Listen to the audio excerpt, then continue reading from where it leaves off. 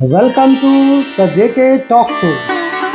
दोस्तों, आप सब नेट पर सर्च करते रहते हो फर्रुखाबाद शहर किसने बसाया, तो आप गूगल पे सर्च कर लेते हो, लेकिन वो आपके पास अधूरी जानकारी है। हमारे पास ऐसा गूगल है जो आप बहुत सारा सर्च करने के बाद भी वो डाटा आपको नहीं मिलेगा।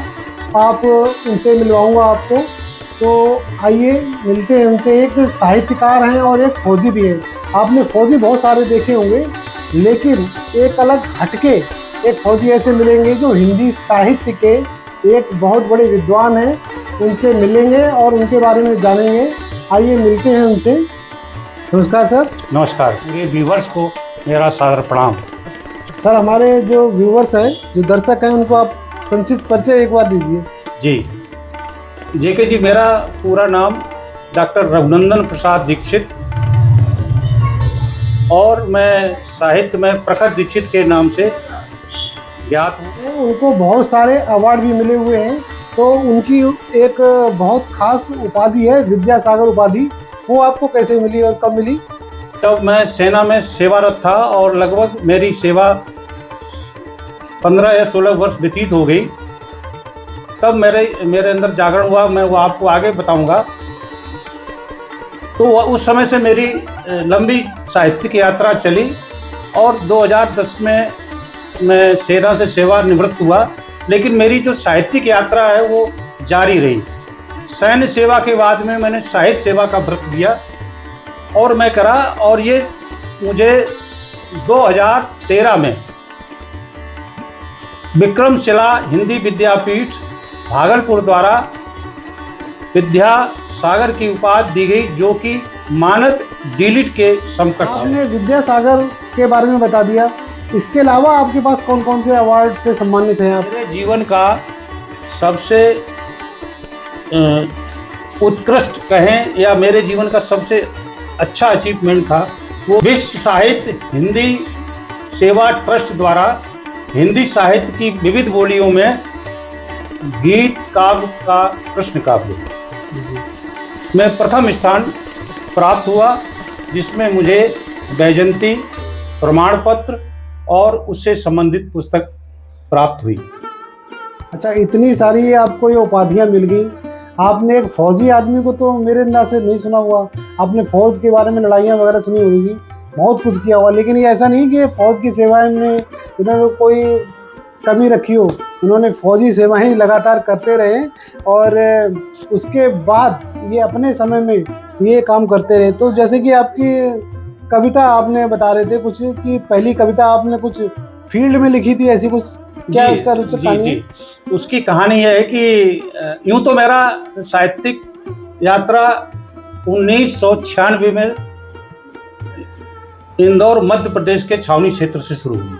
जी जी। वहाँ पर मैं प्रशिक्षक के तौर पर नियुक्त था। तो पढ़ाई लिखाई का माहौल था, तो कलम साहित्य के प्रति मेरी रुचि रही, और हमारे जो हिंदी साहित्य के प्रवक्ता थे उन्होंने मेरा झुकाव इस पद की तरफ किया।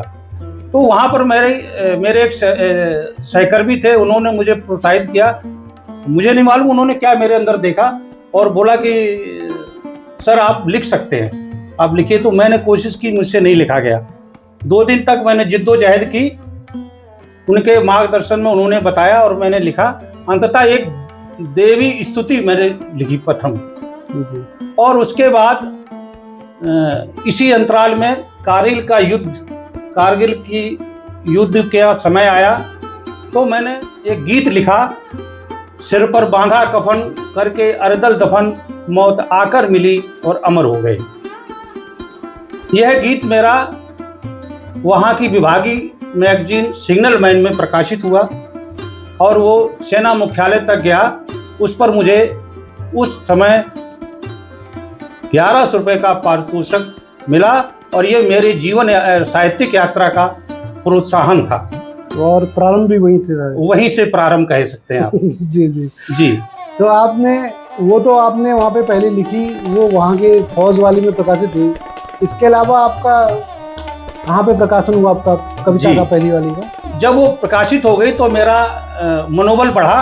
तो वहाँ के जो इंदौर के स्थानीय पत्रिकाएं थी, उसमें मैंने देना शुरू किया। तो वो जो वहाँ के संपादक थे, स्थानीय संपादक थे, उन्होंने मुझे कहा कि सर आप बाहर भेजिए इनको। उन्होंने मुझे कुछ उस समय पत्राचार होता था, उस समय ये डिजिटल नहीं था, तो जो भी भेजना है तो आप बाई पोस्ट भेजें, और बाई पोस्ट ही पत्रिका आती थी।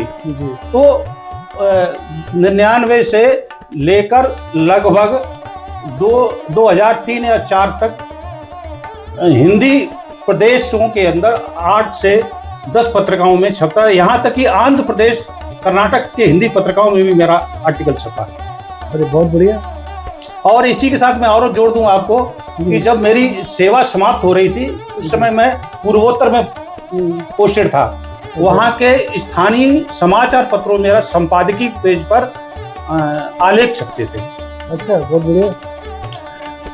तो अच्छा, आपने जैसे कि बताया कि ये छप गए, उसके बाद में किताबें भी लिखना स्टार्ट किया क्या आपने, क्या नहीं किया? हाँ, किताबें तो यूँ तो मैंने करीब 10-11 किताबें लिखी हैं, लेकिन हमारी 2 प्रकाशित हुई हैं। अच्छा। मन के आंगन और कैनवास के पटल पर।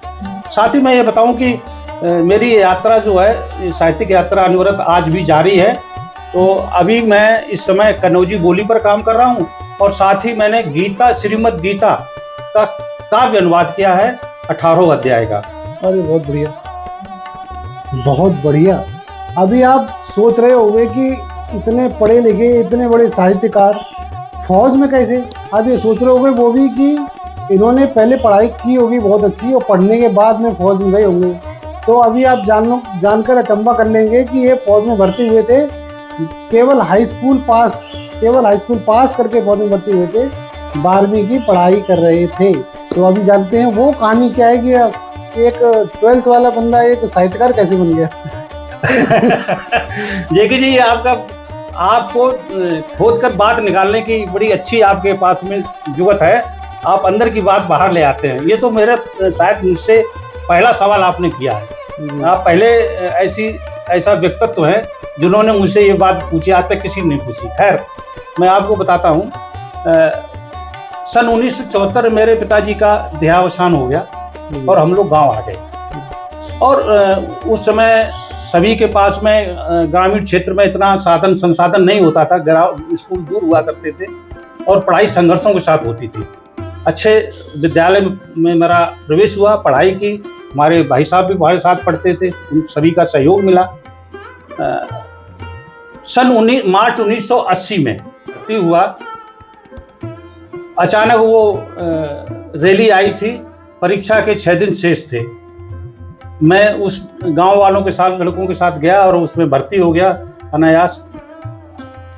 आश्चर्य की बात जेके जी ये है कि मैं भर्ती होने के बाद जब फतेहगढ़ रेलवे स्टेशन पर बैठा था, तो मुझे खुशी ये नहीं थी कि मैं सेना में भर्ती हो गया, मुझे अपने जीविका मिल गई, लेकिन दुख इस बात का था कि मैंने इंटरमीडिएट की परीक्षा नहीं दे पाई। खैर, फिर उसके बाद वो परीक्षा दी गई, परीक्षा हुई फिर पत्राचार से, और यहाँ तक कि मैंने क्रमबद्ध तरीके से मैंने लगभग 88-89 तक अपनी पढ़ाई पूरी की, हिंदी साहित्य प्रार्थना तक। अच्छा, तो देख लो, एक हाई स्कूल पढ़ा हुआ एक आदमी एक आज साहित्यकार बन गया है। तो वो भी एक किस वजह से, क्या उनके मन में था, क्यों बने ऐसे, तो वो भी एक प्रश्न जान लेते हैं कि आप साहित्य की तरफ आपका झुकाव कैसे बना, और आप ये सब्जेक्ट ही क्यों चुना। आप फौजी आदमी तो और बाकी चीज़ें चुन लेता है ना, कोई चीज़ तो जिसमें रोजगार, पैसा आ जाए, कुछ आमदनी आए, इस तरह की चीज़ें चुनता है, लेकिन एक बिल्कुल हटके, दूसरों से हटके कैसे आपने चुना है? सबसे पहले मैं आपको बताऊं, जीविकोपार्जन तो मेरे पास परमानेंट था, स्थायी रूप से था जी। और जीवन पर्यंत जब तक आगे अंतिम सांस तक सेना हमारा ख्याल रख रही, हमारे परिवार का ख्याल रख रही। तो ये विचार मन में कभी आया ही नहीं कि मैं धनाढ्य हो जाऊं। ये रहा कि हमारा परिवार सकुशल चले, हमारी संतान अच्छी जगह स्थापित हो जाए पढ़ लिख कर, और वो ईश्वर की कृपा से हो गई। रही बात कि आपका झुकाव कैसे हुआ इस तरफ, क्योंकि जब मैं पढ़ाई कर रहा था तो इंटरमीडिएट के में हमारे हिंदी के प्रवक्ता पंडित ओम प्रकाश शर्मा जी थे जी। उनका काव्य की तरफ झुकाव था और उनका उस काव्य बहुत समृद्ध था। उन्होंने उसका व्याकरण, उसकी शैली, उसकी शब्दावली और जो बड़े बड़े हस्ताक्षर थे हिंदी साहित्य के, उनके बारे में बताया।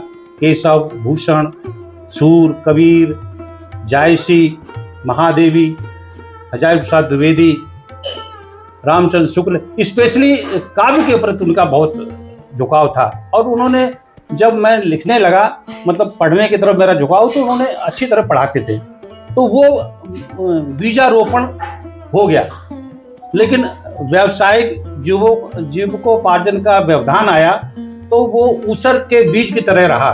और जब बारिश हुई सन 1996 में, तो अंकुरण हुआ। और दूसरा पहलू है कि मैं एक जगह पढ़ रहा था हजारी प्रसाद द्विवेदी जी को, आप जब तक भीड़ का हिस्सा या समूह का हिस्सा है, तब तक आपकी गणना होगी।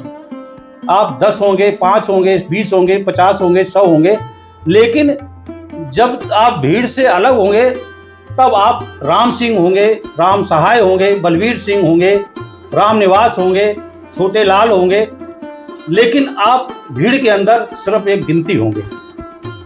मुझे लगा कि भीड़ से अलग होना जरूरी है, और मैंने इस तरफ हिम्मत बांध के इस तरफ रास्ता अख्तियार किया। हिंदी साहित्य की महान कवयित्री महादेवी वर्मा जी के जन्मभूमि से हैं, तो आपका उनकी जो शैली थी, उनका जो प्रभाव था, वो आपके जीवन पर पड़ा कुछ? हाँ, जरूर पड़ा। जब, जैसे मैंने आपको बताया कि पंडित ओम प्रकाश शर्मा जी थे, वो जो पढ़ाते थे, तो काव्य की बात ज़्यादा करते थे। तो उन्होंने मुझे बताया था कि जब किसी जीवनी लिखना तो इस 4 लाइनें याद रखो। प्रेमचंद के बारे में बताया, सुमित्रा पंत के बारे में बताया। जब वो जीवनी पढ़ाते थे तो बताते थे। तो जब महादेवी वर्मा जी का नंबर आया, जिस दिन पाठ था, तो उन्होंने 4 लाइनें, वो चूंकि खुद अच्छे कवि थे अपने, लेकिन दर्शाते नहीं थे, लेकिन थे अच्छे कवि। उन्होंने 4 लाइनें की, आज भी मुझको याद है, आप भी आनंद लीजिए उनका। चूंकि वो हमारे फर्रुखाबाद की थी जी, और उनके अंदर सबसे बात, उनका जो गद्य है, सरस गद्य है। एक अच्छे गद्यकार के लिए एक अच्छा कवि होना जरूरी है। आप उनका साहित्य पढ़ें, उनका गद्य पढ़ें, तो ऐसा लगता है कि आप काव्य पढ़ रहे हैं। उन्हीं 4 लाइनें मैं आपको उनके परिचय के बारे में बताता हूँ। हंसना न कभी जिसने सीखा, पीड़ा में पली हुई प्रतिमा, माताजी हेमवती देवी, पतिदेव नारायण जी वर्मा, जन्मी थी फर्रुखाबाद बीच, कविरानी महादेवी वर्मा, पथ के साथी स्मृत रेखा, चलचित्र नीरजा भी यामा, कविता में छाया बाद लिए पृथ्वी पर कवियों की मैं। चूंकि वो हमारी थी, हमारे बीच की थी, हमारे आंगन की थी, तो उन्हीं की ये धूल, ये पदरज आशीर्वाद है कि मैं भी कुछ 2 अक्षर लिख सकता हूँ। गवर्नमेंट बहुत बढ़िया काम कर रही है, हिंदी को बहुत ऊंचाइयों पर पहुंचा के ले गई है। अभी अगर किसी व्यक्ति को, अगर उसके साथ उसका रोजगार भी मिल जाए, यानी उसको कुछ पैसा मिल जाए, तो वो साहित्य की तरफ संख्या ज़्यादा बढ़ जाएगी लोगों की। नए लेखक आ जाएंगे हमारे पास, जो हमारी पुरानी धरोहर है वो जीवित बनी रहेगी हमेशा के लिए। नहीं तो धीरे धीरे करके ख़त्म हो जाएगी। अगर पैसा नहीं आएगा तो सभी आप जैसे तो नहीं होंगे, तो वो आगे जो हमारा साहित्य है वो नीचे डाउन चला जाएगा, वो ख़त्म हो जाएगा। उसको जीवित रखने के लिए अगर गवर्नमेंट चाहे तो ऐसे जो भी कोई उपाधि, अगर कोई उपाधि मिल जाती है तो उसको कोई जॉब दे देनी चाहिए अच्छी। बिल्कुल वाजिब है, और आज के समय में तर्कसंगत भी है। और इस पर मैं कहूँगा कि सरकार ने प्रयास किया है और पूरा प्रयास कर रही है। कक्षा 3 तक जी हमारी पढ़ाई, हमारे यहाँ की पढ़ाई कन्नौजी की क्षेत्रीय भाषा में सरकारी स्कूलों में शुरू हो रही है। अच्छा, बहुत बढ़िया। उसका व्याकरण मैंने भी लिख के भेजा है। जिस तरह से आपने अपनी कक्षा, जो प्राथमिक कक्षाओं में आपने व्याकरण पढ़ा हिंदी का, उसी तर्ज पर, उसी तरह का यहाँ के जो कन्नौजी बोली जो हम घर में बोलते हैं, गांव में बोलते हैं, उसी लहजे में व्याकरण तैयार हुआ है। अभी सरकार के यहाँ निर्माणाधीन है, चल रहा है। और वो आगे के समय में, आने वाले भविष्य में, वो कक्षा 3 तक, 1 से 3 तक अभी होगी, उसके बाद में फिर आगे बढ़ेगी। दूसरी बात, बड़ी कक्षाओं में ये स्नातक के 3य वर्ष में कन्नौजी को एक विषय के रूप में रखा गया है। एक उसके अंदर उसको पढ़ना ही पड़ेगा आपको। जैसे मैं उसमें गद्य भी हो सकता है, पद्य, जैसे जब मैं लिख रहा हूँ तो उसकी विवेचना होगी, समीक्षा करेंगे विद्यार्थी।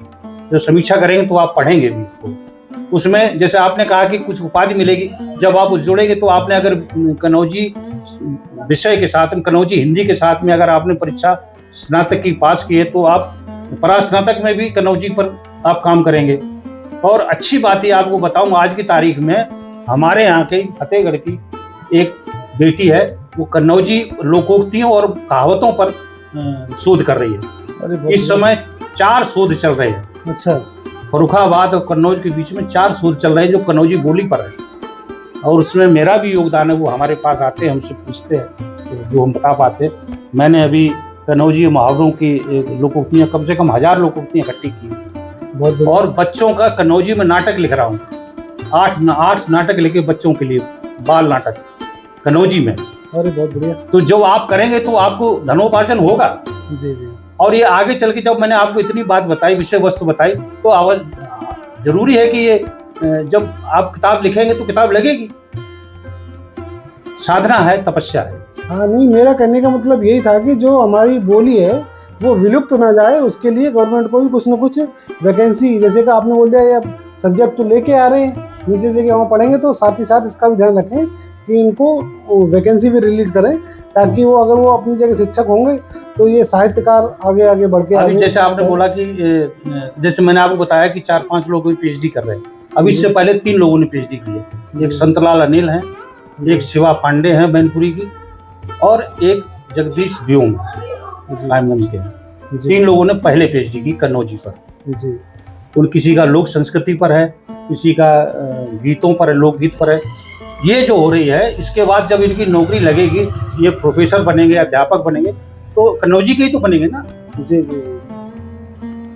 चलो, बहुत अच्छा है। जो हमारी जो बोली है विलुप्त नहीं होनी चाहिए।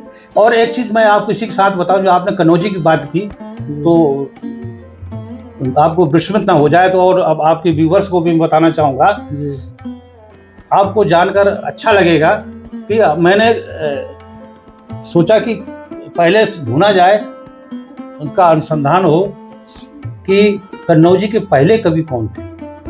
अच्छा। तो महाकवि तोष निधि हैं, जिनकी सबसे सुप्रसिद्ध रचना है, पुस्तक है सुधा निधि। वो रीतकालीन कवि थे और महाकवि भूषण के समकालीन थे। उनका जन्म ज्ञात नहीं, और वो कंपिल के रहने वाले थे। हालांकि 6 तोष कवि के नाम से 6 अन्य लोग थे। एक इलाहाबाद के थे, पूर्वांचल के थे, अन्य कहीं के थे, लेकिन जो कंपिलावारे के नाम से वो ज्ञात है, और उन्होंने कन्नौजी में लिखा है। आपकी रचनाओं से सामाजिक सरोकार क्या है? वो साहित्य नहीं जिसमें सामाजिक सरोकार न हो, यानी साहित्य सतहित, जिसके अंदर सत्य हो, शाश्वत हो, और सत्य शाश्वत होता है। यानी वो बात, विषय को उठाया जाए, उस बात को कहा जाए जिसमें हित सदा हो, इसका वंचित का, या जो वंचित है, जो याचक है, जो पिछड़ा है, और जो पिछले पायदान पे खड़ा है, उसकी बात को उजागर किया जाए। दूसरी बात, अगर आप अमीर की बात, धनाढ्य की बात करते हैं तो वंचित की भी बात करें। शोषण हो रहा है तो किस लिए हो रहा है, विकृति कहाँ पर है, और ये सब मेरे साहित्य में जुड़े। दूसरी बात, मेरा साहित्य या तो भक्ति का है, अध्यात्म से जुड़ा है, या फिर वंचित और शोषित वर्ग से जुड़ा है। उसमें किसी न किसी मढ़ैया की बात होगी, किसी छारी छप्पर वाले की बात होगी, बाढ़ की बात होगी, वहाँ तक जहाँ तक रोशनी नहीं पहुँचती वहाँ तक की बात होगी। वो आपको मेरे साहित्य में, सही पूछे तो मेरा परिचय ही मेरा साहित्य है। अगर आप मुझे जानना है, अंदर के प्रखर दीक्षित को जानना है, तो आपको मेरे साहित्य से गुजरना है। आपने इतना बढ़िया बोली के बारे में बताया, इतना लिखा, समाज के हमारे दर्शकों को बताया, तो आप ये भी बता दें, जो नए लेखक हैं, उभरते हुए लेखक, उनको क्या संदेश देना चाहिए? सबसे पहले तो यह है कि आप लिखने से पहले किसी विद्वजन, ज्ञानी पुरुष और जो अनुभवी है, कलमकार हैं, लेखक हैं, लेखनीकार हैं, उनका सानिध्य लें आप, उनका मार्गदर्शन लें, अपना लिखा हुआ उनको बताएं, स्वाध्याय पर अधिक ध्यान दें। आज डिजिटल का ज़माना है, आप 4 लाइन लिखकर अच्छे साहित्यकार नहीं बन सकते हैं। आप किसी साहित्यकार ने कहा था कि आप झोला भर लिखें, पढ़ें, चुटकी भर लिखें। यानी जिस तरह से हमारे पास 2 कान 1 मुंह है, अर्थात आप 2 गुना सुने, आधा बोलें। यानी ज़्यादा ग्रहण करके कम लिखना है। कम का तात्पर्य यह है कि आप सार लिखना है, जो समाज का हित करे और अंतिम छोर तक पहुंचाए। चारण वृत्ति से दूर रहें। तत्कालीन विषय वस्तु को लेकर लिखा गया साहित्य की उम्र ज़्यादा नहीं होती है। तो मेरा विचार है, मेरी नेक सलाह है कि आप ऐसा लिखें जो कालजयी हो। आपकी सफलता के पीछे कौन है? मेरी सफलता के पीछे मेरी जीवन संगनी श्रीमती उषा दीक्षित है, क्योंकि वो मेरी पहली श्रोता है। मेरी कमियों को मेरे सामने दर्पण की तरह दिखाने वाली है। मैं जो कुछ भी पहले लिखता था तो सबसे पहले उनको सुनाता था, और उसमें वो ध्यान मग्न होकर सुनती थी, विचार करती थी और कहती थी कि ये इसके अंदर आपकी भाषा ठीक नहीं हो रही, आपके अंदर ये छूट रहा है, ये बिंदु छूट रहा है, आप इसको लिखिए, इस पर और जोड़िए इसको। तो वो रचना तब पूर्ण होती थी। दूसरा, मेरे जीवन, मेरे अंदर साहित्यकार का बीजारोपण करने वाले पंडित, हमारे गुरु पंडित ओम प्रकाश शर्मा जी, जिन्होंने काव्य के प्रति, साहित्य के प्रति मेरी रुचि पैदा की, और वो कालांतर में समय आने पर उसमें बारिश हुई, और लगभग 16-17 साल बाद में वो फिर अंकुरण हुआ। तो मैं दोनों के प्रति आभार व्यक्त करता हूँ। इसके साथ ही मैं अपने सैनिक सहकर्मियों का, अपने साहित्यिक बिरादरी के अपने सहयोगियों का, परिवार का, समाज का, और विशेष रूप से मैं सैनिकों का बहुत आभारी हूँ, साहित्यकारों का, जिनके प्रेरणा से या जिनके सहयोग के बिना मैं अपनी यात्रा पूरी नहीं कर पाता। उन्हें हृदय से आभार है, प्रणाम। जो आप सुन रहे थे, देख रहे थे, कन्नौजी बोली और हिंदी साहित्य के महान कवि से आपने इनके बारे में जाना, और इन्होंने बहुत सारा ज्ञान हमें दिया। इनका बहुत बहुत शुक्रिया। बहुत बहुत प्रणाम आपका भी, पूरे सभी दर्शकों का, और जेके आपका विशेष रूप से जो आपने मेरी बात को दर्शकों तक पहुंचाने में आप एक माध्यम बने, सेतु बने, और आशा है कि आप आगे इसी तरह से और साहित्यकारों को समाज के सामने लाएंगे, ताकि समाज का कल्याण हो, समाज एक नई दिशा ग्रहण करे। जी बहुत बहुत शुक्रिया, प्रणाम। आप लोग देखते रहें द जेके टॉक शो, और आगे शेयर करें, सब्सक्राइब करें।